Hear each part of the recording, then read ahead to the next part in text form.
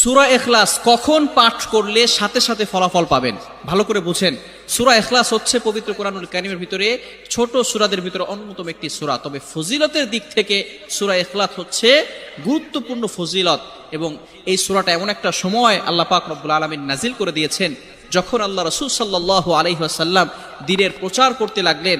এমন সময় আল্লাহ পাক রব্বুল আলামিন এক আল্লাহর দাওয়াত দিতে লাগলেন।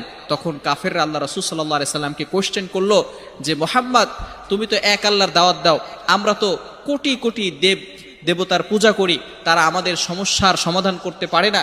তুমি যে আল্লাহর দাওয়াত দাও সেই আল্লাহ কয়জন এবং সেই আল্লাহর সন্তান আছে কিনা? সাথে সাথে আল্লাহ পাক রব্বুল আলামিন এই কাফেরদের প্রশ্নের উত্তরে আল্লাহ রাসূল সাল্লাল্লাহু আলাইহি সাল্লামের কাছে এই সূরাটি নাজিল করলেন, কুল হুয়াল্লাহু আহাদ আল্লাহুস সামাদ লাম ইয়ালিদ ওয়া লাম ইউলাদ ওয়া লাম ইয়াকুল লাহু কুফুয়ান আহাদ।